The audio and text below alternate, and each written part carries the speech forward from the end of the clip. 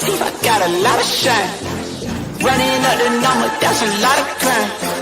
Try to take it from me, must be out your mind. Big time, lot of sun. Smoky in the air, that's a lot of pine. Pockets running over with the dollar sign. Try to take it from me. Yeah. Big time, big time, big time. Big time.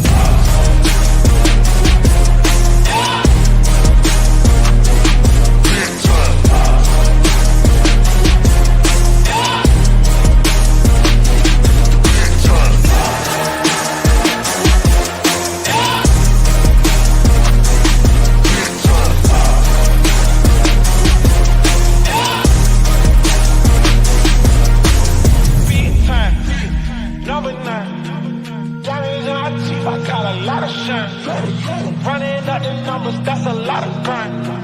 Try to take it from me, must be out your mind. Lot of sun, smoky in the air, that's a lot of crime. It's running over with the dollar sign. Try to take it from me. Big time.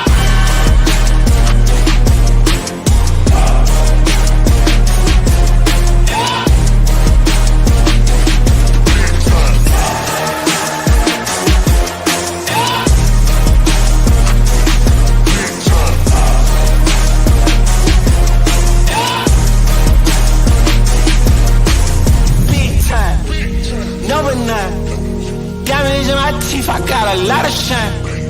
Running up the numbers, that's a lot of grind. Try and take it from me, must be out your mind. I'm big time, lot of shine. Smoky in the air, that's a lot of crime. Pockets running over with the dollar sign. Try and take it from me, from me, from me, from me. Big time, number 9. Down in my teeth, I got a lot of shine. Running up the numbers, that's a lot of grind. Try and take it from me, must be out your mind.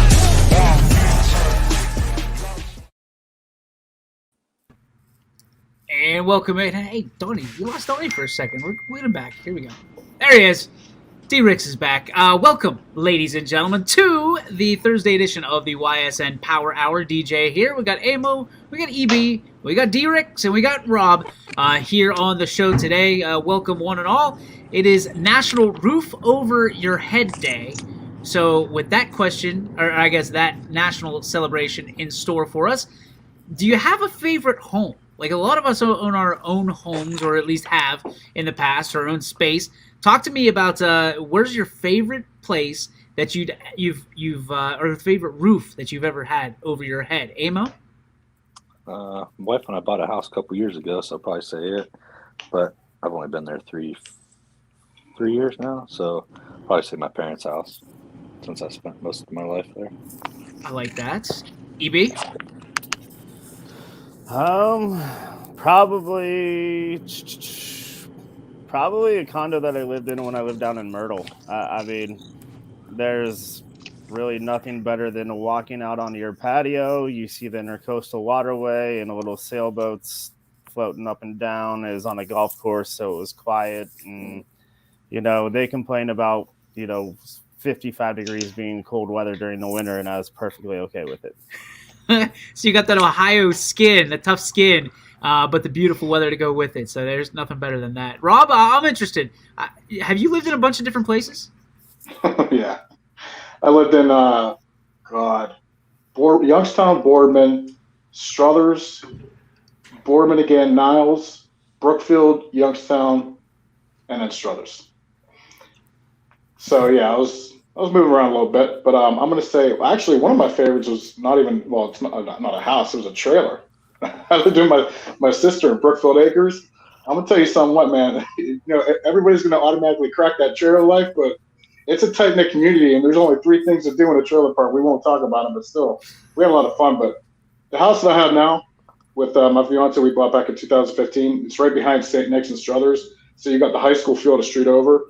Like when they had St. Nick's Festival, which hopefully they get that back sometime, it was the best just living there and walking out and seeing all the lights and everything.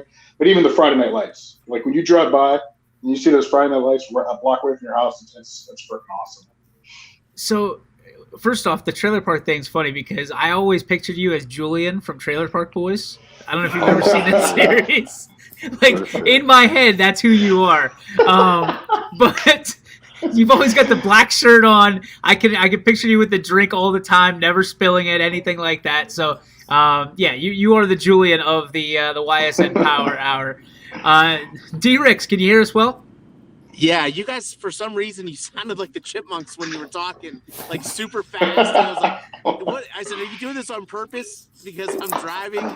But it must have been that crazy Route 11. So yeah, that's not the first time somebody said I sound like a chipmunk. So we're all square. What's the favorite? I missed what day it is, though. It's National Roof Over Your Head Day. So the question is, what's the favorite roof that's ever been over your head? Oh, my gosh. It has to be any condo I ever stay at in Siesta Key, Florida. I mean, that's my home away from home in the summer, in the summertime, spring break. So anytime I can make it down to Siesta Key, I'm in. That's awesome. Mine is literally, it's my favorite time of year at my house. It's Christmas season. My wife decorates unbelievably, and she always brings something new in. She was all excited about this new wreath because it plugs into the other lights on the mantle, and it's awesome. And she decorates so well for Christmas. And our house is you guys know my obsession with red, white, and blue. Our house is literally blue with white trim with a red door, so it doesn't get any better for me than that. So I do love our house. It's mostly private, on a dead end. So we don't get corned or egged very much or anything like that, unless somebody really doesn't like us. But we got the Blink camera, so we'll get you anyway, unless you got a really good arm. So happy National Roof Over Your Head Day to all of you out there. I hope you get to celebrate the roof that you have over your head, or one that you really, really enjoyed in your past.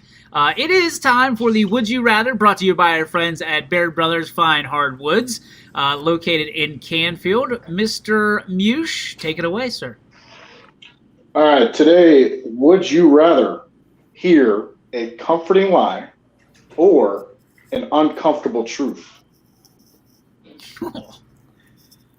Ooh. A comfortable lie, I guess. I like. Yeah, I mean, at that point, no. Give me the truth. Give me the straight truth. I'd rather have I always want the truth. It goes back. You can't handle the truth, right? But it may hurt for a little bit, but you'll figure it out over a 24-hour period. I guess it'll soften up. That's a tough one, man. I have a second one, by the way. I heard it the other day. Somebody pulled a "Would you rather" on me out of nowhere, and I'm gonna release it to you guys here after this one. But Amo, your thoughts on the uncomfortable lie or the comfortable lie or the uncomfortable truth? Yes. Uncomfortable truth. That's your pick. Yeah, I'm like you. I could care less. Just tell me the truth. All right, EB. Dude, like the comfortable lie just makes me think of like a salesman. Like that's like sales 101. Give me the uncomfortable truth. It's always ugly, but at least you figure things out a lot quicker that way. Yeah, the digestion's a little bit tough, right? It's like it sucks. Donnie, what about you? I mean, I hear uncomfortable truths all the time, so you might as well keep laying them on me. I mean, hey, you're 42 years old and fat. You can't get up and down the court like you used to. Okay, it's an uncomfortable truth, I guess. Okay. Rob, how about you? I would be a hypocrite if I went the lie part, because I'm one of those guys that'll tell you if you have a booger on your face or if you smell. Right. Because if I have something on my face, and I've been through this. Like if I went to La Villa or out to eat or whatever, and I go to the bathroom and I see something on my face, I'll go right back to my friend or friends and be like, "What the hell is wrong with you people? Why wouldn't you tell me?" So I'm definitely going to go with the uncomfortable truth on that one. So double dose. Are you ready for this one? This was asked to me because I saw it in an Adrian Peterson video, and somebody saw the same video and said, "Hey, I saw Would You Rather," and they asked Adrian Peterson this question: would you rather fight one bear or 3 wolves? Man. We'll start with you, Rob. You guys ever seen the movie The Revenant with Leonardo DiCaprio?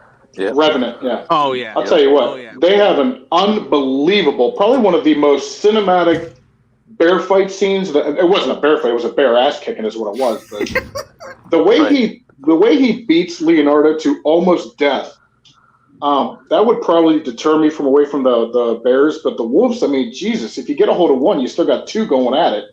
I'm seriously gonna have to take my chances with the bear and go Ron Burgundy on his ass. Baxter!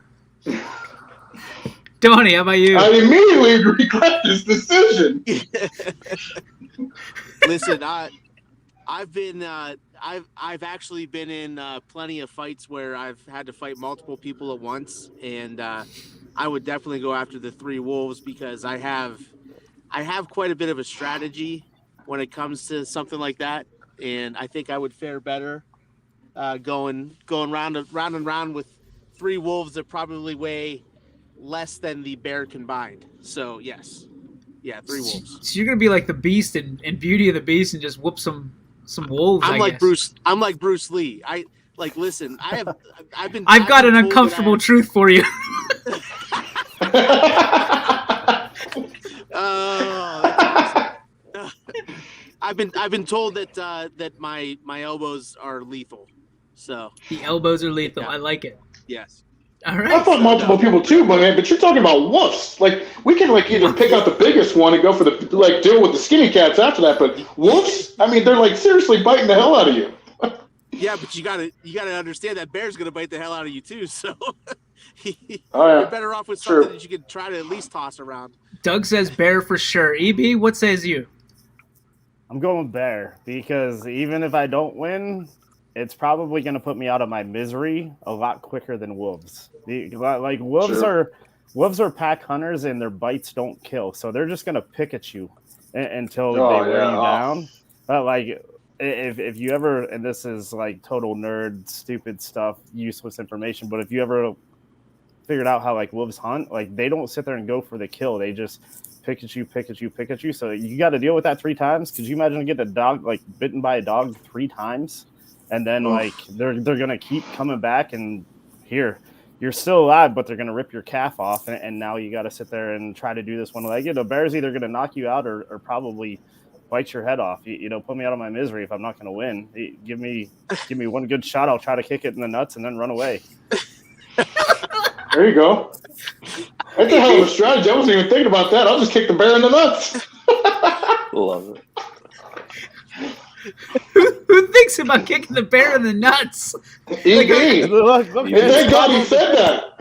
What if I found myself in a bear fight Saturday? I'm like, oh, EB, boom. Drop the people's elbow on him, that's for sure. You get Donnie's lethal elbows and his Bruce Lee work ethic, and you get EB's nut kicking skills, and you've got you're a deadly contender. That bear doesn't stand a chance. No shot. Hey, Mo, what are you doing? I can't even think right now. Probably go bear, just because if I live, that'd be an epic story. But if I die, at least I'm out of it quick. I'm going to go wolves, and when I'm done kicking all their asses, I'm going to mount them on my wall and let them know. There you go. Every time I walk into that room, I point at the wolf, and anybody, especially if you have daughters, and the boyfriend comes in, you say, "See those 3 wolves, young man? They tried to mess with me, but one time, if I could take 3 wolves, I could take your little puny ass." So there is your Would You Rathers, brought to you by Bear Brothers. Visit them on the web at bearbrothers.com or head over to Canfield and see them in person. They got some great stuff going on right now. I thought that was a fun one. Adrian Peterson's like, I'm just going to run away. It's like, true. AP, True. I love you, man. You ran for a billion yards, but you're not running away from 3 wolves or a bear. I'm sorry. AP, they're going to catch you. An uncomfortable truth for you, buddy. Yeah. Good luck in that tree fort. Yeah. Uh-oh. Mark Roth found a YouTube video about bear fighting and kicking a bear in the balls. All right. Wow. Apparently it's a thing. It does not surprise me that our resident expert, Eric Bailey, knows everything about fighting bears. with no research at all prior to us announcing that question. So, guys, a good conversation today. A couple different things. The first one we're going to talk about. Have you heard about Bob Stoops and the opportunity for Stoops to come back and coach Oklahoma for one game for $360,000? Being that Lincoln Riley is now at USC. It got me to thinking, and Anthony actually we were talking about this earlier. If you had one coach that could come back for one game, who would you want it to be and why? And locally, who would you want it to be and why? So get to thinking about that. Obviously with Bob Stoops being local, let's start with that part of the conversation. What is this? Could this be a return to Oklahoma for Bob Stoops to a full-time situation, or is this literally just a one-game thing that he's going to do and be done with Oklahoma again? Let's start with Donnie. I mean, he very well could get that itch again and probably want to coach again. And obviously, they would welcome him back with open arms. But you got to look at it like how Barry Alvarez did it a few years back with Wisconsin, how he was able to come back and coach. I think that was when Brett Bielema was leaving, if I'm not mistaken. But I think, I don't know. I mean, you got to remember, it's always fun to coach a game, but does he miss the recruiting aspect? Does he miss all that other stuff? Probably not. Being away from the family, and he got to taste the family life for a while. Being out of it too, so that's got to be a major factor as well. But I mean, we're not going to talk about the local coaches yet, though, right? We're just talking about Bob Stoops right now. Not yet. We're going to do one round, and then we'll come back to the local coaches. Yeah, that's cool. But I mean, hey, more power to him if he does decide, if they strike a major deal with him and he comes back and does it. But there's a reason why he got out of it, right? It's true. Rob, what's your take on this?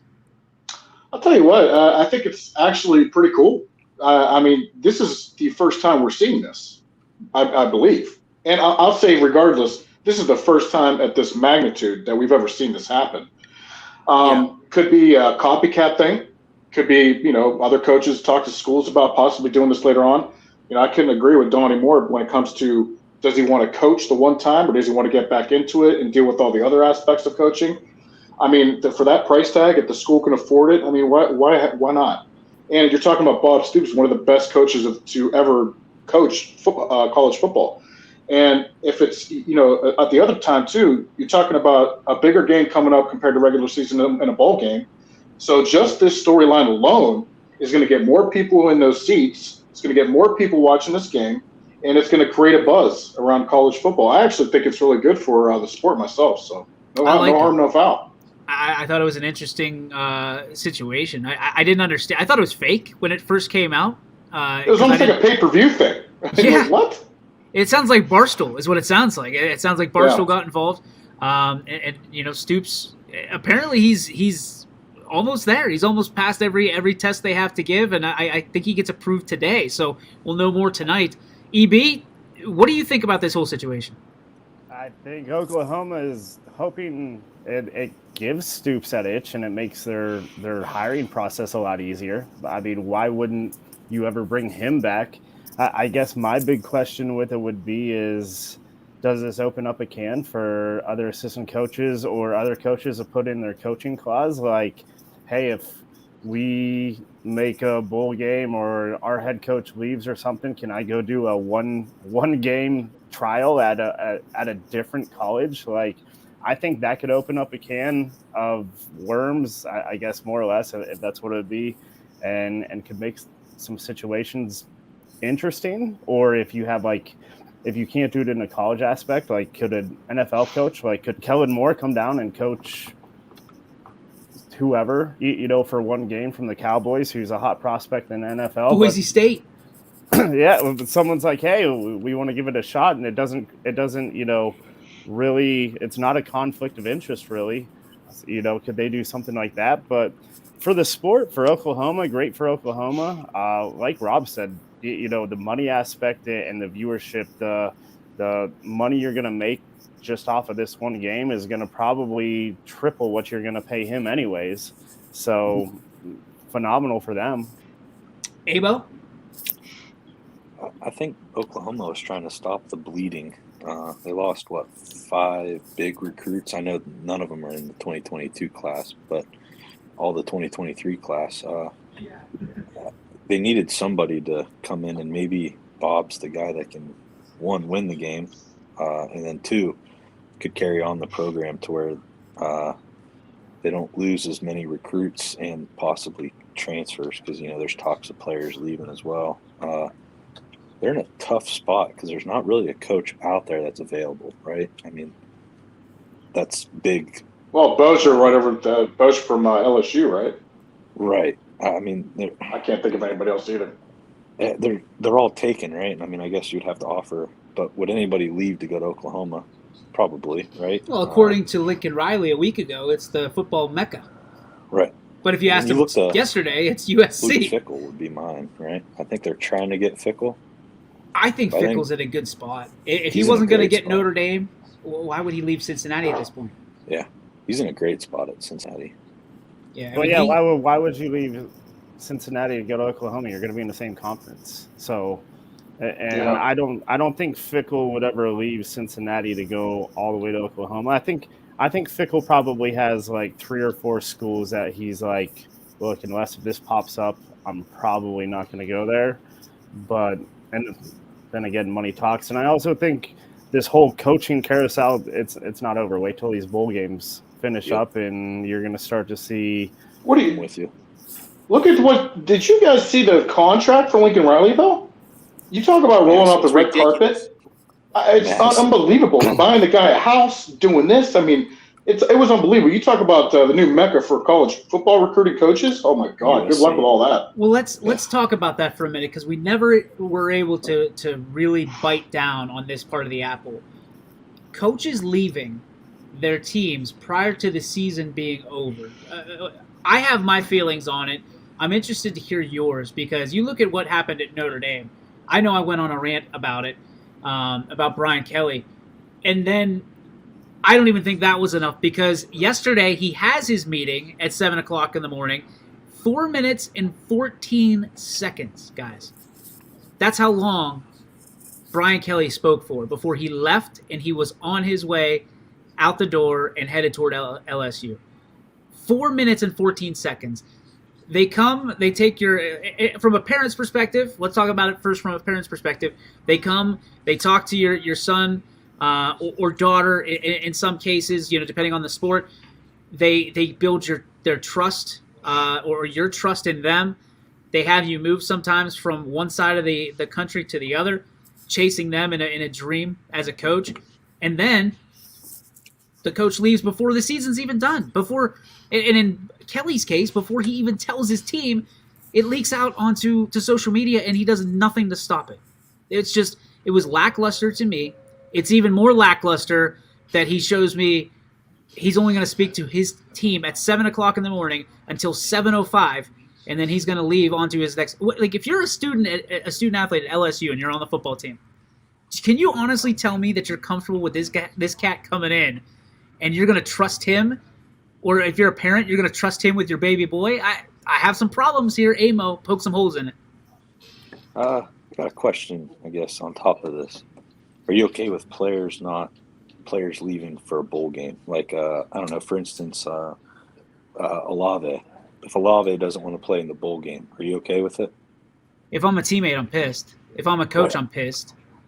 There's people that think the coaches have to stay. I mean, if you're okay with players leaving, you should be okay with the coach leaving, right? But I feel like Lincoln Riley leaving is one thing, because they're just a bowl game, I would think. I don't think they're making the playoffs with 2 losses, right?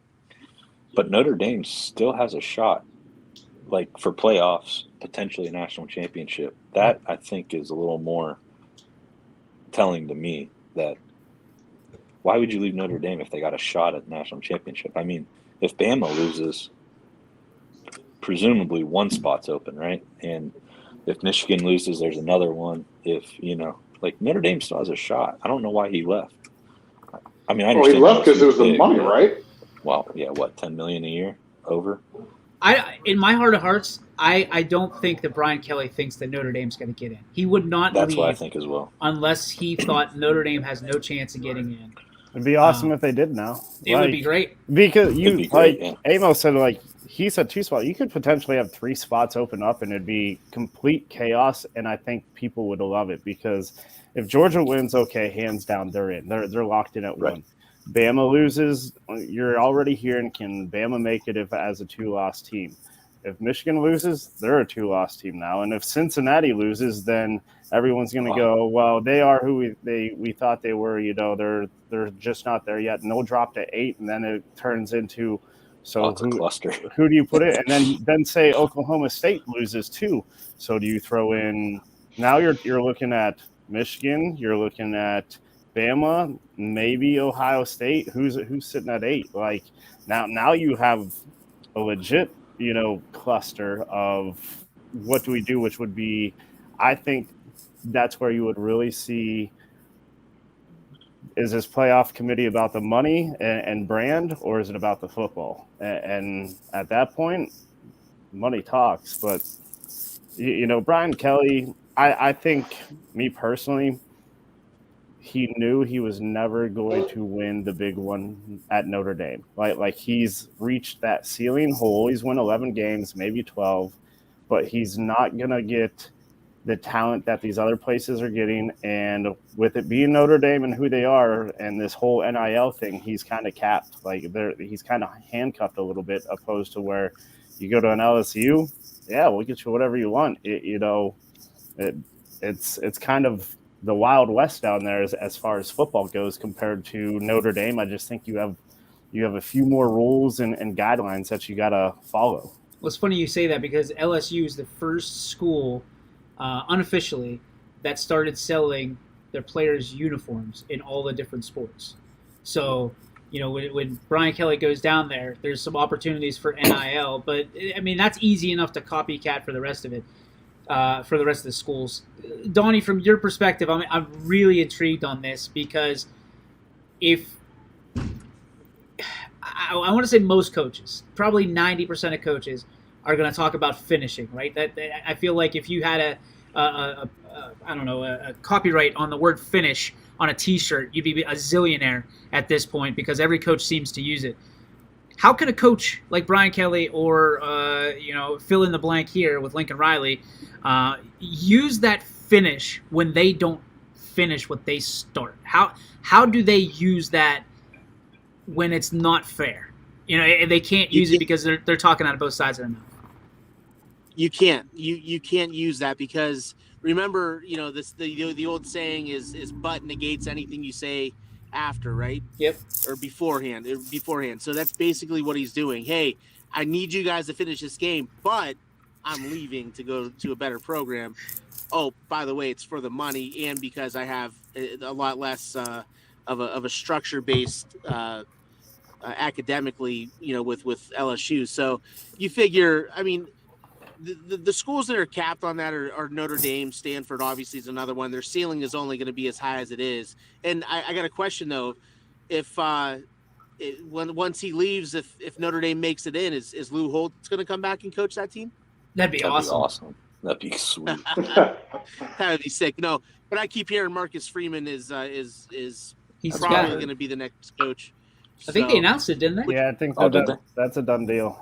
Oh, sweet. Yeah. Good for him. And good for him because he followed through. He was with Luke Fickell in Cincinnati, and then he went over to Notre Dame. This was his first year, and I mean, he's at Ohio State. For somebody, he was at Ohio State, but for somebody to go through that fast and actually take, get a program that big as Notre Dame is. I mean, obviously they're not as storied as they used to be, but there's still a lot of domers out there.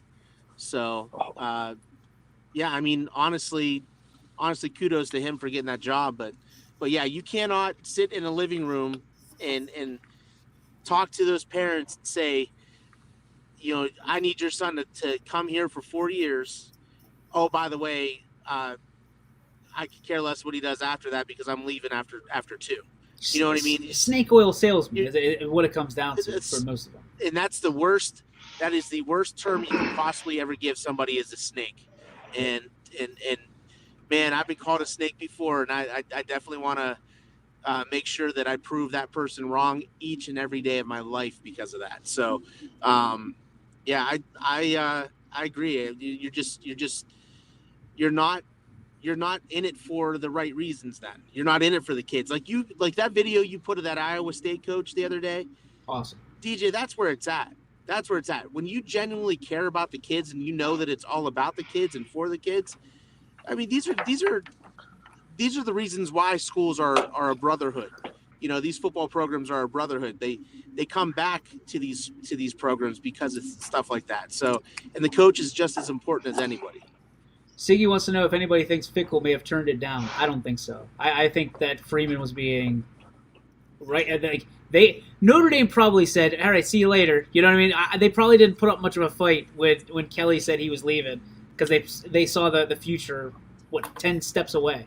Yeah, I mean, if it wasn't going to go to Freeman, they wouldn't have hired him within 72 hours. Yeah, if they wanted, I think if they were going to go after Fickle, then they would at least waited to see what his fate would have been with the football playoff, and they just would have said, we're going to wait to cover all our options or make sure we've unturned every stone. And if Fickle did turn it down, it's my honest opinion. Yeah, I mean, I think it's because he's more of a stand-up guy. Like he's just he's all about his program right now. Like this is what's in front of him. He's still he's worked to get Cincinnati where they're at. And if I was him and I'm that kind of coach, I'm going to be like, no, we just busted our ass for the past however many years to get where we're at. And we've been, sold short last year for sure. 2 years ago, we were on the rise and now we're here. Like, I'm not going to leave that. Like that's your body of work. I'm interested, Rob, from a parent's perspective, if someone left your son after, I don't know, not even completing his freshman year of football at the University of Notre Dame, your level of anger that someone walked into your home, lied to you straight to your face about the next 4 years of your son's life, how mad would you be? Well, I was going to say, when it comes to college football period now, even in the high school level, it is a straight-up business. Before anything else, it is a business. I mean, I would definitely want a coach that I thought was committed to my kid to make him a much better player and, of course, more importantly, a better person. If they come into my house and they sell me on that idea and I buy into what they're talking about, and then a year or two later, hey, I'm making more money down here and I think my chances are better to win a national championship, so screw you and your kid. I'm going to go ahead and make sure I do and say whatever I want at this meeting. I couldn't care less who hears about it first. I'm going to have a 4-minute meeting with my team that I supposedly love to death. Hey, you guys are on the back burner. I got to go.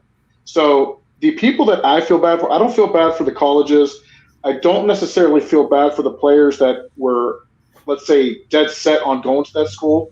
I feel bad for the kids and the parents that were ultimately lied to by this man and basically, selling them on the idea that, listen, let your kid come with me. I'm going to take care of him. And then all of a sudden, your kid isn't nothing to me. I got to go. So I feel bad for those parents and those kids. Text message coming in says, I would be mad, but maybe it's a blessing because who wants that kind of person influencing your kid? I think there's some merit to that.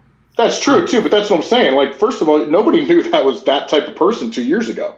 No. The people that Brian Kelly went and recruited, or his coaches went and recruited, their players and their kids were under the impression that they had a solid coach, they had a solid program, and they were going to go win some games and possibly a national championship. Because I know that conversation comes up in recruiting all the time. Now they're sitting in their living room like, oh, well, this is great. What do we do now? So that's what I say. I feel bad for those people in general. I like it. All right, it's let's take a break, and then when we come back, we'll go back to the original topic, but a little twist on it, with Bob Stoops coming back to Oklahoma supposedly to coach one game and one game only. What local coach would you want in any sport to come back and coach one game for your team? All that and more. And an interesting story, guys. We're going to talk about this a little bit. In Arkansas Pine Bluff, did anybody hear about this? The coach, after halftime, 18-20 left, in the second half, calls a timeout, and makes his team run wind sprints up and down the floor because they were losing. They're 1-8 to start the season, and the coach calls a timeout and makes them run wind sprints from baseline to baseline. We're going to talk about the worst or best, depending on which side of the fence you sit on, punishment during a game that you've ever seen in your career. When we come back on the YSN Power Hour, brought to you by these great sponsors and advertisers. When looking for home design inspiration, don't just be inspired, be Baird inspired. Whether new or remodeling, Baird Brothers has the latest trends like shiplap to refresh your home. Go from inspiration to installation with our wide selection of in-stock American hardwoods. From the rustic charm of antique oak to the warmth of traditional cherry, Baird Brothers has what you need to make your home inspiring. Baird Brothers, our family's heritage, your family's home. For a great vehicle and a great experience, come to Boardman Mitsubishi today. As always, our full lineup of Mitsubishi models comes with a standard 10-year, 100,000-mile powertrain warranty. Boardman Mitsubishi, your hometown Mitsubishi dealer since 1999. Cocos Pizza, always supporting our community and our local athletes. Stop in on game day or score big and have it delivered right to your door. Check out our daily specials at cocospizza.com. That's Cocos Pizza, we serve it hot. At Hubbard Chevrolet, Hubbard can help you get the financing you need regardless of your situation. I'm Tony Page, and I've helped thousands of customers in Northeast Ohio and Western Pennsylvania buy a vehicle. Visit HubbardChevy.com to get pre-approved. Remember, folks, Hubbard can help.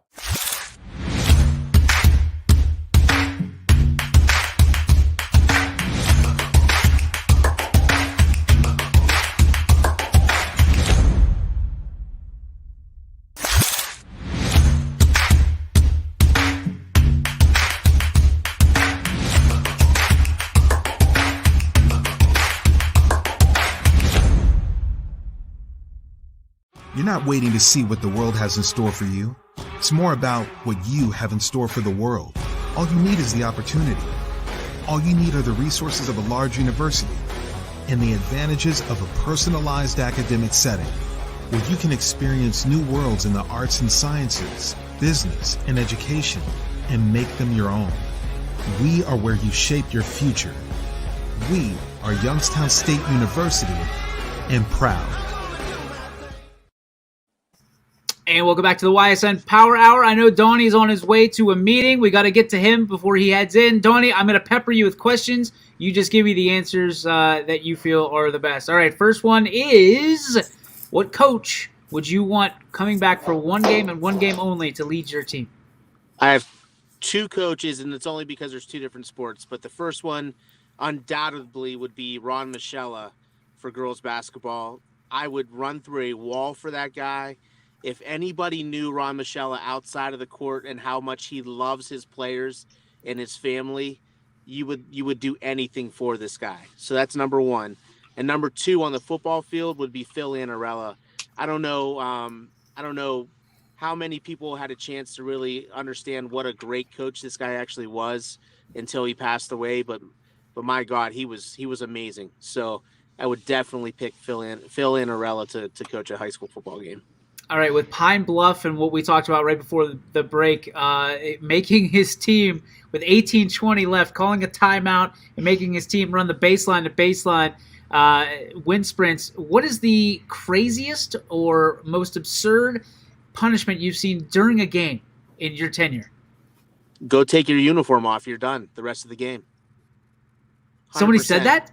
Oh, we during one of our football games, they had to march their butts right into the locker room, take their uniform off, and come back out in their street clothes. He was done with them. The attitude. Listen.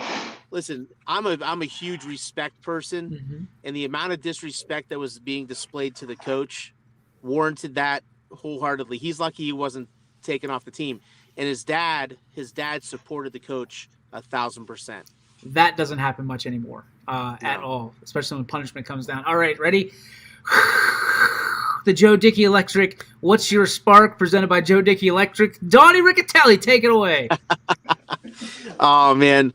No, my spark is just today. It's just being on the show, man. I tell you what, it's a lot of fun getting a chance to talk about various things and having the fact that this is something that you get to do every day. It's a blast. So that's my spark, buddy. We appreciate you so much, as I always tell you on our gushing text messages back and forth. Thank you. I know you're busy today. I appreciate you taking some time and give us your input, man. Good luck at your meeting, and we'll talk to you very, very soon. Thank you, guys. We'll see you. There he goes, Donnie Riccatelli, D-Ricks as we call him, or the Dawn Father, here on YSN. All right, let's go to, from your standpoint, Amo, one coach, if you could have back in the Valley, you'd bring back in a heartbeat to lead your team. Campbell for West Branch girls basketball. What he did for the program. I was in elementary school when they won the title, girls basketball, and the amount of respect that we had as a community for him was undoubted. I know a couple of the girls, and they would run through a brick wall for him. He's still in the area coaching. I think, if I remember correctly. I'm not sure. Is he still coaching? Who's that? Campbell. He was. I don't know if he still is or not. I don't know. Because he was with Clark there for a little bit, helping him. I don't know if he's doing anything else in it though. Yeah, I don't know. That was a couple years ago. I don't know if he is or not. That'd probably be a better question for Walt. Walt would be the one who'd know, I'd imagine, but I have no clue. I don't know if he's coaching now, but he would be one I would think the area would want. He's a great guy. Rob, how about you? Valley come back to coach a high school game. The first one that I thought of was just Jim Trussell, just coming back and coaching any high school team he wanted for whatever reason. That guy is just, you talk about buying into an idea. I'm still kind of upset the way he left Ohio State. Things like that. But the things he did for Youngstown State, you talk about a coach. That should be what your model looks like right there, in my opinion. What's funny is I always refer to the fact that I'm not an Ohio State fan. What you just talked about is why I'm not an Ohio State fan. The way that they treated him on the way out is 100% why I sold all my Ohio State stuff at the time. And I think I have 2 hoodies, maybe 3 hoodies. I can't remember. My in-laws kept buying me Ohio State stuff for Christmas because they didn't believe me that I was done. It was just the easy gift for me at the time. They said, just keep buying him Ohio State stuff. It says Ohio on it. That's the only thing he knows how to spell. So, EB, your thoughts? So this doesn't have to be someone we played for, right? No. Okay. I'm covering up your face. Sorry. Oh, you're good, dude. No one needs to see it.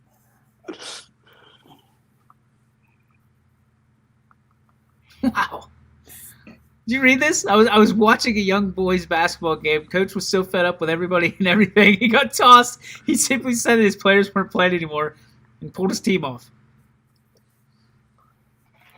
That's one way to go, I guess. See, it's tough because he's back now, and the one person that I obviously never got to play for, but I think he'd be fun to play for, would be Brink. I think Brink would be an awesome guy to play for. He's just his knowledge alone. And did he have some great teams? Yes, but his teams were great because just the positions that he put him in, and he's very methodical. He knows the game, the X's and O's, the ins and outs. Even talking to his former players now, Vivo and some of these, he had the Schulers and he had, Smolka, whatnot, that really great team. But even before them, he had some really good teams. I think Brink would be awesome, but he's back now. Outside of that, if it was me personally, it'd probably be Ben Shaw. He coached with Columbiana girls for I think 3 or 4 years. He was an 8th grade coach before that. He's actually a guy that I learned a lot of stuff from and a lot of things I still use today. And ultimately, he's the one who really turned around Columbiana girls basketball, because before that, they weren't very good. And then, he did have some good players, and our class was pretty good. But, he kind of started to set a standard. And back then, the league that they were in, dude, you were stacked with talent. You know, you had small school talent, like the Latonias was great, Uniteds was great, Columbiana was Eric Crestview, and then you had, you know, big school talent with, you know, Salem, West Branch, Boardman. Like there's a big separation because of the size, but the talent was phenomenal in all different levels. You know, he would definitely be someone I'd always, if I could play for anyone, I'd play for him again too. I think the other one for me, I have two of them. They're both in basketball, coincidentally. One is John Cullen. You know, I know he's still an assistant coach with Springfield now, but like you look at that and you go, like what he's accomplished at Canfield, at South Range, at Youngstown State, correct? I believe. Yeah. What he hasn't accomplished is probably more of the question. You know, what hasn't he done that coaches in this area just marvel at? And Coach Cullen is such a great guy outside, and he's such a great mind of kind of the chess of the game, and not just basketball, but he loves all sports. And I'm a big fan of John Cullen, and the times that I sit down with him, I just try and pick his brain as much as I can about mostly the game of basketball and the X's and O's of it, because I'm not that guy. But if there's one game and he's going to get my guys ready and we're going to win on the basketball floor, I think John Cullen's that guy that I would bring back. Another guy, a local here in East Palestine, Tom Bingham. I don't know if any of you guys remember Mr. Bingham. I saw that one coming a mile away, man. Yep. Yeah. He was my teacher in high school, but it was also one of the best basketball coaches East Palestine has ever had. And there's a lot of plaques on the wall because of his coaching and getting the most out of the kids that he had on his team. So, and he's already made a comeback once. I don't know if he's got any interest in coming back, but I know if I'm in East Palestine and I'm an East Palestinian and I've got one game and I got to sell it out and it's for all the marbles, I'm going to see if Tom Bingham is going to coach that one game and lead us to victory. So, but AB, I knew you'd pick that one. You smelled that out before I even asked the question, I'm sure. So let's get to the final topic today, and that is with this Pine Bluff. Is it Pine Bluff or Pine Bluffton? Arkansas Pine Bluff. Arkansas Pine Bluff. Bluffton's where Doug Funny went to school. So there's that. This coach calls a timeout with 18:20 left. Literally, a minute and 40 seconds into the second half, and makes his team run wind sprints. What is the craziest thing you've seen a coach do in game to his team or a player in the form of punishment? EB? Nothing like that. Is it excessive? Like, let's start there. Is that excessive? I don't think so. I don't think so. They stink. It depends. I think it's not the right message, because at that point, in the college aspect, it's more you're purposely embarrassing people, and that's kind of what it is. If it was like maybe a youth program, not even that, like you're purposely embarrassing people. And as a coach at that level, you're not setting a message, and you're supposed to be like leading these people. So pretty much you're saying, hey, I'm going to lead you, but if you screw up, I'm going to embarrass you. I'm not sure how I feel about it. I haven't thought too much. To me, first thing that popped in mind was that's you're purposely more embarrassing and demeaning the people than you are building them. I'm kind of with Rick to tell you on this one. What I've seen in person was literally like a coach literally just looked at the player and said, apparently you don't want to be here, so you might as well go to the locker room, change, and go home and just stay there. We'll see you tomorrow. And that was kind of the wrap. And player walked on down, and everyone's like, where's she going? And people were just like, I think he just sent her home. Like middle of the game. I was like, all right, well, hey, figure it out one way or another. Wow. Rob? Really, I don't know if I've seen, but myself, like we talked about before when I was coaching the Charlottesville Wildcats, I was more about discipline winning because we didn't have a team. And my best player on the team, I'll never forget it. It was a Monday practice. He was late, which already pissed me off. And then he was standing there, and we were getting ready to do our conditioning, and he's messing with his chin strap. And I looked at my assistant coach, and I just looked at him, and I stood there. I didn't say a word. And I let a good 10 minutes go by, which is almost unheard of in my world. And finally, I said it. I said, you know what? Take your ass off this field. Roy, take him home. Get the equipment. Bye. And I told and I told my kids, I said, listen, here's the deal. I don't care what's going on. If you're going to disrespect anybody on this field, especially your coaches, you won't have a position. And all of a sudden, this kid's dad, who I never met, never heard of, all of a sudden I'm getting a phone call, and here comes out of the woodworks. And I told him, I said, this is exactly what happened. This was not the first time, because I always give everybody second and third chances. I said, he's off the team. I said, I'll tell you what, though. I said, I'll make you a deal. I'll have a vote tomorrow practice. If his teammates vote him back in, he's more than welcome to be on this team again. I'll give him another chance. And sure enough, not one player, not one teammate voted him in. Not one, because of the amount of disrespect he was showing during that tenure. The only other time, I didn't make the kid do it, but it was the second quarter of the game, and he missed a block, and I said, listen, I don't care what's going on. I said, if you miss that block again, your ass is going on the 50-yard line in front of everybody and singing I'm a little teapot. Now, of course, I wasn't going to make him do that, but I think that was the only. And I wouldn't say harsh or anything like that. This is just sending a message. But I don't really think I can't think of too many times, at least during any kind of college, pro, whatever game, that I've seen a coach do wind sprints right in the middle of a game. I think this is the first for me. Amo? This is kind of easy. My sophomore year at West Branch soccer, we were really good. We made it to the final 16 all the way against Poland. But the second game of the season, we were very senior heavy. I think we had 11 guys start. My class, 3 sophomores started, and the rest were seniors. So we had 8 starters that were all seniors, and we were playing Southeast too. At the time, was okay, not great at soccer, and they were beating us 2-0 in the first, 5-6 minutes of the game. And the coach pulled all 11 starters off and put us 11 in that were on the bench. We scored, and they put the starters back in, and they played well. But I don't think that's disrespect. I think that was just sending a message to the players that you're not playing well, and get your stuff together. It was my first varsity game too. We went right in, and it's like, well, we're doing this, I guess. But it worked out. I don't think we lost too many that year. It was a great year for us. I don't have any myself. It's one of the problems with my upbringing is we don't have a whole lot of players that if they walk off, the game continues. You know what I mean?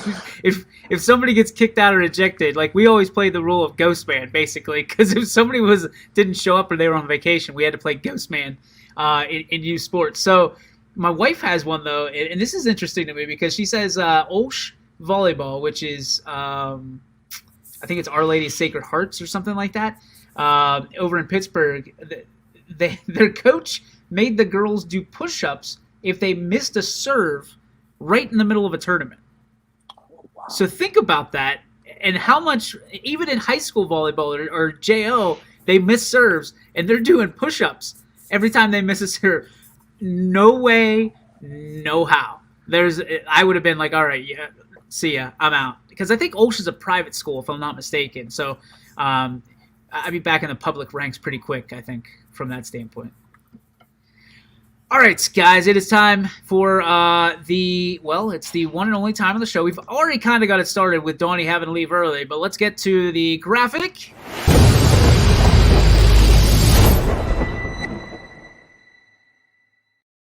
The Joe Dickey Electric. What's your spark? Presented by DickeyElectric.com. Anything commercial, residential, anything electrical, you go to the official electric supplier of your sports network. You go to Joe Dickey Electric at DickeyElectric.com. Amo, lead us off.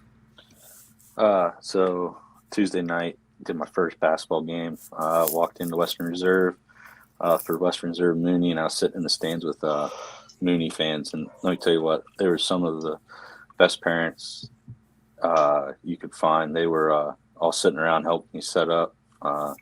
If I needed anything, I met Rocco Turner's dad.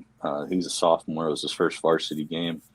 Balled out in the first couple of quarters. James Campbell's parents were right beside me. They were great. I asked the little kid if he wanted to help me broadcast. He said no. I think he was a little scared, but it was really fun to know that they support YSN and support us enough to where I showed up. There's guys sitting there, and they all moved right away. So that was awesome. It was great to see that from the fans that they would move and then help me set up. It was pretty cool. I love hearing that. You didn't tell me that part. That's awesome to know. I tell you what, they didn't know we were coming, but I tell you what, the guys did a great job. I mean, it's fun being in Western Reserve. It's that little gym, but it's a tiny gym. Yeah, it was really cool. You're in the fans, and tell you what, they were pretty cool. Really nice. Nick says a big spark for EB getting that dub last night. EB, what's your spark? Two positive. Big positive spark was definitely the students last night at Salem. Actually the fans in general. It was awesome. Like it wasn't quiet at all. Like you heard a lot of roars. You had the kids behind us, and they were into it. And I think we had one of our 7th graders showing up with signs for one of our players from our big and little sister program, which is awesome. Minerva's fans were getting into it, Salem fans. So there are some times it got pretty loud. Not as loud as it could, but still, to have that back was awesome. And then DJ, spark to you, man. I got to come home and watch the call.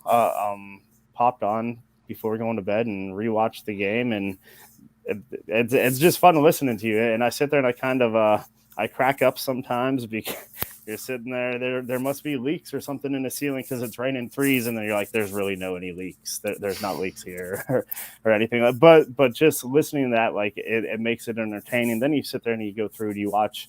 You see all the views on these girls games and just the likeness that you're getting on social media, which it's awesome. Not only just the girls, but the boys. So, and a lot of times you look across into the fans or you see, and people are watching not only the game that's in front of them that they paid for, but they have their phone right there and they're watching another game or 2 games, which that it's fun to see, and people are whispering in the stands like, hey, so-and-so's up on this person or this person. So it makes it fun, and it makes it fun for the kids.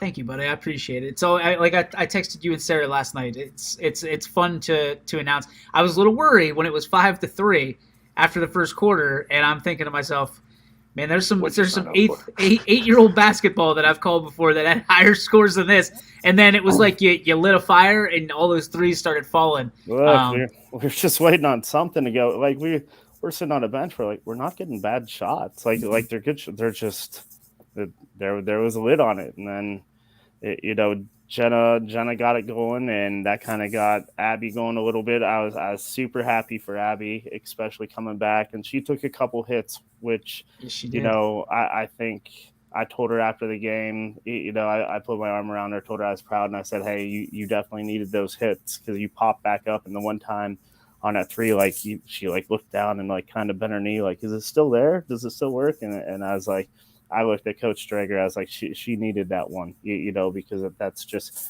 when you have a knee injury, anything like that, you just need the confidence. I don't care. It has nothing to do with Salem. It'd be any kid. You need to get that confidence back in it because you're constantly favoring it. In typical Davidson fashion, it took a hit to get her pissed off, and then she started lighting up the scoreboard. So congratulations to Abby and Jenna McClish did an unbelievable job last night too. Also, stat of the weird last night, on the first day of December, which is the 12th month of the year, both number 12s were eliminated from the game on foul outs. So mark that on your calendar of the weird stats of DJ Yoakley. All right, Rob, we've waited long enough. Let's hear it. This is your friendly PSA. Well, listen, holiday traffic is crazy, of course, in the Boardman area. So if you're trying to get out of the get and go or you're trying to get through the Chick-fil-A line. If somebody lets you go, wave back. Do not just pull out with your ignorant ass. Take 2 seconds, wave back. The last thing I want to do is catch you at the red light and drag you out of your car and make you recite the Pledge of Allegiance in front of all these nice people. Wave back. It's rude. Stop. Be better. Dude, if you only knew how much I hate drive-thrus. Like, the etiquette of drive-thrus are awful. And I've been preaching it for 2 years since we started this show. I hate drive-thrus. And everybody that goes into, like, there needs to be, when you get your driver's test, you need to learn how to go through a drive-thru. I don't care where, but Rob, you're spot on. There's just a wave. You're not asking for a beep or just a little, hey, thank you, appreciate it, stuff like that. My spark is a positive. Again, we're not even done with football season yet. We got one game at 10:30 tomorrow. Kind of a big game, state championship for the Ursuline Irish. But we've already got 80-some basketball games under our belt here at YSN. That is cool. And I appreciate, Amo, you talked about it. This is your first go at it with basketball with us. And I just appreciate everybody going out there and just killing it. We've got another young man out here named Brian Oatridge who's going to be joining our team here. And EB, you've got another guy that's going to be joining our team here shortly. I just love the fact that people are getting out of their comfort zones for these kids, these programs, these coaches. Because basketball, it's a monster. People think football is bad. Basketball, to me, is twice as bad because you have twice as many games and even more teams that don't have football teams are playing basketball. So a big thank you and a big spark to everybody out there who is part of YS Nation, who supports what we do in basketball season and all year round for that fact. So before we let you go, we want to make sure that you have a listing of tonight's games that are available on the network for how much? Absolutely $0. Free. That was that was it. You do such a good job, Amo, too, of promoting how free it is on your social media. All right, tonight, Indian Creek at East Liverpool. That game starts at 5:30. Another 5:30 game. Lisbon at Columbiana. 6:30 gives us Southern at Wellsville. A 6:45 game is Jefferson at Lakeview. Brookfield at Jackson Milton. That game's going to be at 7. Another 7 o'clock game, Girard at South Range. That one should be a good one. Niles and Struthers, another NE8 battle. This one's at 6:30. Back at 7, we have Poland and Hubbard. Springfield at Liberty at 7. Valley Christian and East Palestine at 7. I'll have that one. And then you have, rounding out the night, you've got Siggy, who's going to be, that should say United at Leetonia, but I messed that graphic up. It says Salem at South Range. That game's at 6:15. So all that and more on the website for all your news, your stats, your stories, your interviews. Head over to ysnlive.com and enjoy that. On behalf of all of us here at YSN, we thank you for tuning in for this edition of the YSN Power Hour. We'll see you tomorrow, 3 to 4, right here on the network with hopefully the Ursuline Irish state champions. YSN thanks you for watching this presentation of Your Sports Network.